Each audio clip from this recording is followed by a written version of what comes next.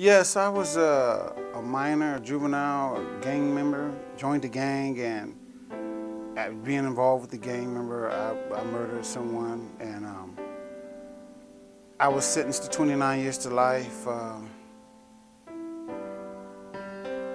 in 1994. You know, I had a lot of emotions when I first was incarcerated. Anger, I was real angry. I was afraid. I was hurt.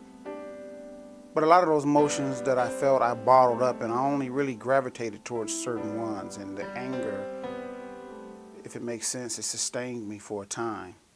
You know, I fed off of it, and I used to just act out in anger. I used to just couldn't communicate with me, couldn't, interact with me, let alone be in my presence. And, so I was just distant, I think. I don't know.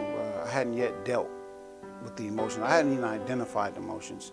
I didn't even know what was wrong with me back then. And nowhere near the way I do today. So, but I turned the corner. I wanted something better. I didn't know it then, but the remorse was in me. It was in me as a child. How can it not be as at such a young age doing something so horrible?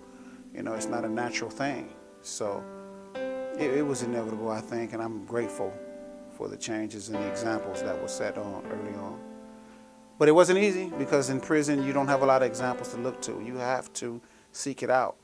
I love the Lord. There's so much in my life that I've experienced that I cannot explain, except to say that He gets the glory because He knew and He knows. And I can't take credit for anything that anything positive in me, anything solid that I've done. I've even learned that, the scriptures say He signs upon the good and the bad, So I was both. And I'm not necessarily good, but I am better than what I was. And I just give Him all the credit because I just feel like there was times and I recall times where I was on my knees in prayer, just crying, looking for some answers, and they didn't come in the way that you would traditionally think that they would, like you heard something and that was the answer, but there was examples put in front of me. And that's why I always talk about experience. I always lean very heavily on experiences because the examples put in front of me, I felt like were the answers to prayer a lot of times. So right now, I'm interested in completing my AA, and we'll see if I carry on with that. Social work is what I want to get into. And that's a part of my character today, being proactive, going after it, what you want. And that's a part of why I'm here today. Just going after the things that I think are positive and that'll put me in a better light and enable me to help someone else, to do for someone else what was done for me, or to try to help do for someone else what they can't do for themselves. So I believe very strongly in that. One of the things about restorative justice that I'm so excited about, I saw on PBS one day when they were doing this series, they don't ask how to punish you. They don't talk about what's wrong with you and everything. They call you in and ask you, how are you feeling? Why did you respond that way? Why are you thinking like this? What happened? And they try to get to the root cause of what's wrong. Rather than punish you, they try and deal with the issue. So I would do the same with someone who's going through something that similar to what I went through. I would try to talk to them about what they're feeling.